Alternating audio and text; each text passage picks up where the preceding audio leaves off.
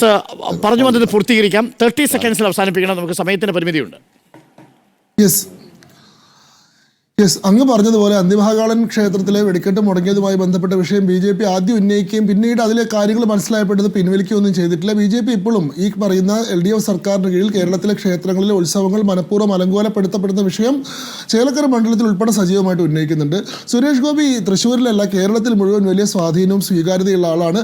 അദ്ദേഹത്തിൻ്റെ സാന്നിധ്യം അവിടെ BJPക്ക് ഗുണം തന്നെയാണ് ചെയ്യാൻ പോകുന്നത്. പിന്നെ നിങ്ങൾ ഈ കഴിഞ്ഞ തെരഞ്ഞെടുപ്പിൽ നിങ്ങളൊക്കെ പറഞ്ഞത് BJPയുടെ മാക്സിമത്തിൽ BJP എത്തിയതിന് അപ്പുറത്തേക്ക് പോകാൻ പറ്റില്ല എന്നാണ്. 11 നിയമസഭാ മണ്ഡലങ്ങളിൽ BJP 1ാം സ്ഥാനത്ത് വന്നു, 8 നിയമസഭാ മണ്ഡലങ്ങളിൽ BJP 2ാം സ്ഥാനത്ത് വന്നു, 20% വോട്ട് BJP ക്യാച്ച് ചെയ്തു, 38 ലക്ഷം വോട്ടുകൾ BJP ബാഗ് ചെയ്തു. അതായത് നിങ്ങളുടെ കണക്കൂട്ടിലൊക്കെ തെറ്റിച്ചോട്ടുള്ള പ്രകടനം BJP വോട്ട് പിടിക്കുകയാണെങ്കിൽ TN സരസ് വോട്ട് പിടിച്ചത് UDF ക്യാമ്പിൽ നിന്നാണെന്ന് ഒരു വിലയിരുത്തലുണ്ട്. ഇക്കുറിയും അതുതന്നെ ആവർത്തിക്കാനുള്ള സാധ്യതയുണ്ടോ? BJPയുടെ പെർഫോമൻസ് അടക്കം വോട്ട് TN സരസു. ഒന്ന്, അരുൺ, ഈ ചർച്ച UDFന് വളരെ ഗുണം ചെയ്യും എന്ന് വിശ്വസിക്കുന്ന ഒരാളാണ് ഞാൻ. ശ്രീ അനിൽകുമാറിൻ്റെ ഭാഗത്തു നിന്ന് ആദ്യം ഇപ്പോൾ ഈ കമ്മ്യൂണിസ്റ്റ് ബ്ലണ്ടറുകളുടെ ഒരു ചരിത്രം അദ്ദേഹം ആവർത്തിച്ചു. വിഴിഞ്ഞം, കണ്ണൂർ എയർപോർട്ട്, മെട്രോ, ഇപ്പോൾ പിന്നെ ഈ ഇന്നത്തെ വാട്ടർ ഫ്ലൈറ്റുകൾ, ഇതെല്ലാം തന്നെ കമ്മ്യൂണിസ്റ്റ് ബ്ലണ്ടറുകളുടെ ഒരു ചരിത്രമാണ്. വിഴിഞ്ഞത്തിൻ്റെ കാര്യം നമുക്കറിയാം, 6000 കോടി രൂപയുടെ അഴിമതി ആരോപിക്കപ്പെട്ടു. മെട്രോയ്ക്കെതിരെ സമരം ചെയ്തു. ഗെയില് ഇപ്പോൾ നേരത്തെ പറഞ്ഞ എയർപ്ലെയിനുകളുടെ കാര്യത്തിലും ഇതൊന്നും ഞാൻ വിശദീകരിക്കേണ്ട കാര്യമില്ല. ഈ ബ്ലണ്ടറുകളെക്കുറിച്ച് കേരളത്തിനറിയാം. പിന്നെ അദ്ദേഹത്തിന് പട്ടികജാതി കോളനികൾക്കുണ്ടായ വികസനത്തെക്കുറിച്ചും അദ്ദേഹം സംസാരിച്ചു. ഇത് അവിടുത്തെ ജനങ്ങൾ, ഞാൻ നേരത്തെ പറഞ്ഞു 498 പട്ടികജാതി കോളനികളുള്ള ജനത ഈ ചർച്ച കേൾക്കുന്നുണ്ടെങ്കിൽ പിന്നെ അനിൽകുമാറിൻ്റെ പാർട്ടിക്ക് അവിടെ മത്സരിക്കേണ്ടി വരില്ല.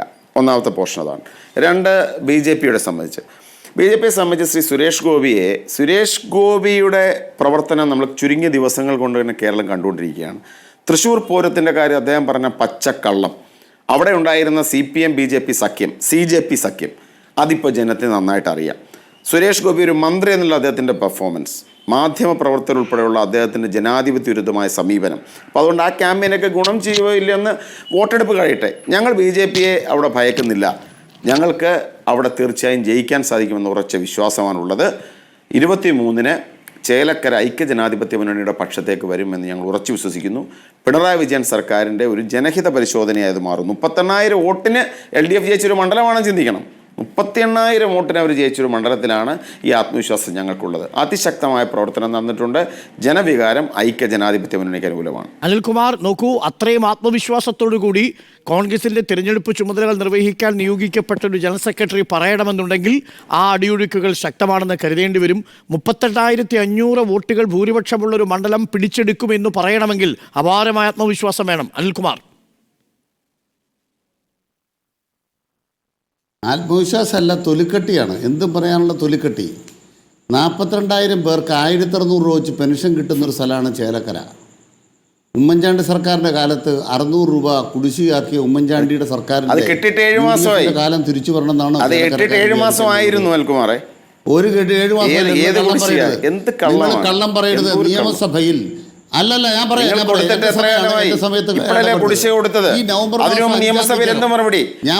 സർക്കാരിന്റെ കാലത്ത് നിങ്ങൾ എത്ര കാലമായി നുണ പറയുന്നു? PC വിഷ്ണുനാഥിന് കൊടുത്ത മറുപടി കേരള നിയമസഭയിലില്ലേ? നിങ്ങൾക്കതേ അവകാശ ലംഘനത്തിന് നോട്ടീസ് നൽകിയില്ലേ? ഈ കള്ളം പറയുന്നതിന് നിങ്ങൾ ഈ തുടർച്ചയായി കള്ളം പറയുന്നതിന് നിയമസഭയിൽ നോട്ടീസ് നൽകിയില്ലേ? PC വിഷ്ണുനാഥിന് സംസ്ഥാന ധനകാര്യമന്ത്രി കൊടുത്ത മറുപടി പ്രകാരം തിരഞ്ഞെടുപ്പ് പെരുമാറ്റച്ചട്ടം നിലവിലുന്ന കാലഘട്ടത്തിൽ മാത്രമാണ് പെൻഷൻ മുടങ്ങിയെന്ന് മറുപടി തന്നില്ലേ? ശരി, അനിൽ മറുപടി പറഞ്ഞോളൂ. ഞാൻ പറയാം, പിണറായി സർക്കാർ അധികാരത്തിൽ വന്നിട്ട് 101 മാസമായി. 101 മാസമായി ഞങ്ങൾ 114 മാസത്തെ പെൻഷൻ കൊടുത്തിട്ടുണ്ട്. ഞാൻ ഈ ചർച്ചയിൽ ബഹുമാനപ്പെട്ട ലിജുവിനെ വെല്ലുവിളിക്കുന്നു. 101 മാസം പ്രായമായ കേരളത്തിലെ പിണറായി സർക്കാർ 114 തവണ പെൻഷൻ കേരളത്തിൽ കൊടുത്തിരിക്കുന്നു എന്ന് ഞാൻ ഈ ചർച്ചയിൽ വെല്ലുവിളിക്കുന്നു. അത് സത്യമല്ല എന്ന് പറഞ്ഞാൽ നാളെ ബഹുമാനപ്പെട്ട ലിജു പറയുന്ന സ്ഥലത്തും സമയത്തും ഹാജരായി പരസ്യമായി ഞാൻ മാപ്പ് പറയും. എന്റെ വാദം ഇതാണ്. 101 മാസം പ്രായമുള്ള പിണറായി സർക്കാർ, ഞാൻ പറഞ്ഞു കഴിയട്ടെ. ഞാൻ പറഞ്ഞു കഴിയട്ടെ. 101 മാസം പ്രായമായ പിണറായി സർക്കാർ 114 മാസത്തെ പെൻഷൻ കൊടുത്തു കഴിഞ്ഞു. 4 മാസത്തെ പെൻഷൻ ഇപ്പോൾ കുടിശ്ശികയുണ്ട്. ഈ ഓണക്കാലത്ത് 2 ഗഡു പെൻഷൻ കൊടുത്തത് 1 ഗഡു കുടിശ്ശിക ഉൾപ്പെടെയാണ്. ഈ നവംബർ മാസത്തിലെ പെൻഷൻ 5-ാം തീയതിയോട് വിതരണം ആരംഭിച്ച് കൊടുത്തു കഴിഞ്ഞു. ഈ മാസം പെൻഷൻ കൊടുത്തു കഴിഞ്ഞു. ഇനി ഈ കൊല്ലം ഒരു പെൻഷൻ കുടിശ്ശിക കൊടുക്കും. അടുത്ത കൊല്ലം 3 പെൻഷൻ കുടിശ്ശിക കൊടുക്കും. അതോടുകൂടി കുടിശ്ശിക ഇല്ലാതെയാക്കും എന്ന് റൂൾ 300 പ്രകാരം കേരള മുഖ്യമന്ത്രി സഖാവ് പിണറായി നിയമസഭയിൽ വ്യക്തമാക്കിയതാണ്. രണ്ടാമത്തെ പ്രധാനപ്പെട്ട കാര്യം ഞങ്ങൾ ആധികാരികമായി പറയുന്നു. ഉമ്മൻചാണ്ടി വികസനത്തിന് കല്ലിട്ടു എന്ന് പറയുന്നത് ശരിയാണ്. ആ കല്ലിട്ടതാണ് 100 കോടി രൂപ മുടക്കി ഈ ശ്രീധരനെ കൊണ്ട് നിങ്ങളുടെ അതിവേഗ തീവണ്ടിപ്പാത കുറ്റി പറിക്കാൻ നിങ്ങളല്ലേ നടന്നത്. നിങ്ങളുടെ കാലത്തല്ലേ ദേശീയപാത ആഫീസ് അടച്ചുപൂട്ടി നരേന്ദ്രമോദി അങ്ങ് പോയത്. കെ സുരേന്ദ്രൻ ഫേസ്ബുക്ക് പോസ്റ്റ് ഇട്ടിട്ട് എന്താ പറഞ്ഞത്? ഇരട്ടച്ചങ്ങനെന്ന് വിളിക്കാം. SDPI തടഞ്ഞ ആ ഗെയിൽ പൈപ്പ് ലൈനും ദേശീയപാത ഉണ്ടാക്കി കൊടുത്താൽ ഇരട്ടച്ചങ്ങനെന്ന് പിണറായിയെ വിളിക്കാം.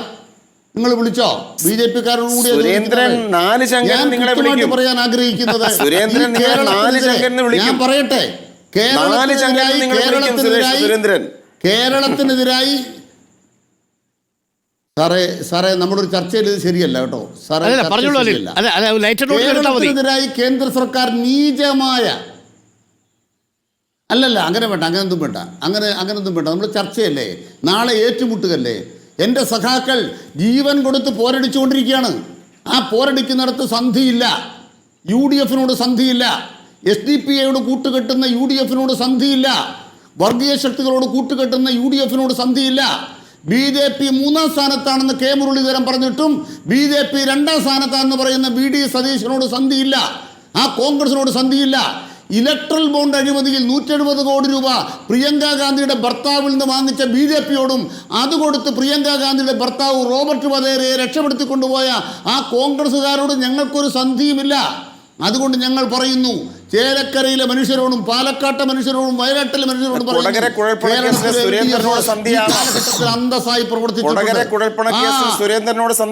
അതാ പറയുന്നത്. വടകര കുഴൽപ്പണ കേസിൽ 1000 പേജുള്ള കുറ്റപത്രം കൊടുത്തിട്ട് ഞാൻ പറയാം 1000 പേജുള്ള കുറ്റപത്രം കൊടുത്തിട്ട് 1000 പേജുള്ള കുറ്റപത്രം കൊടുത്തിട്ട് കൊടകര കുഴൽപ്പണ കേസിൽ ഇന്ത്യ രാജ്യത്തെ ഭരിക്കുന്ന ഭരണകക്ഷിയെ തൊലി ഉരിച്ചു നിർത്തിയ തൻ്റെ ഇടത്തിൻ്റെ പേരാണ് പിണറായി വിജയൻ. തൊട്ടപ്പുറത്ത് നിങ്ങളുടെ കർണാടകത്തിൽ ഇതേപോലെ ധർമ്മരാജൻ്റെ വണ്ടി അപകടം ഉണ്ടായി, പിടിച്ചുപറി ഉണ്ടായി. ആ പിടിച്ചു പറിച്ചിട്ട് സിദ്ധരാമയ്യ ആ കേസങ്ങ് വിഴുകി. സിദ്ധരാമയ്യ അവിടെ മോദിയുടെ BJP-യുടെ ആ കള്ളപ്പണം കൊണ്ടുപോയവരെ അങ്ങ് രക്ഷപ്പെടുത്തി കൊടുത്തു. കുറ്റപത്രം ഉണ്ടാക്കിയിട്ട് ED-യുടെ കയ്യിലേക്ക് കൊടുത്തിരിക്കുകയാണ്. അല്ലല്ല കർണാടക പോലീസാണ്. കേസെടുത്തിരിക്കുന്ന കർണാടക പോലീസാണ്. ഞാൻ കൃത്യമായിട്ട് പറയാം, കേസെടുത്തിരിക്കുന്ന കർണാടക പോലീസാണ്. ഇല്ല, ഒന്നുകൂടെ പരിശോധിച്ചിട്ട് പറയൂ. അവിടെയാണ് വ്യത്യാസം. കേരളത്തിൽ 1000 പേജുള്ള കുറ്റപത്രത്തിൽ തെളിവുണ്ടാക്കിയിട്ട് ED-യുടെ കയ്യിലേക്ക് കൊടുത്തിരിക്കുകയാണ്. അധികാരം ED-ക്കായി. 3 മുന്നണികൾക്കും നാളെ ചേലക്കര മണ്ഡലത്തിൽ ആശംസകൾ നേരുകയാണ്.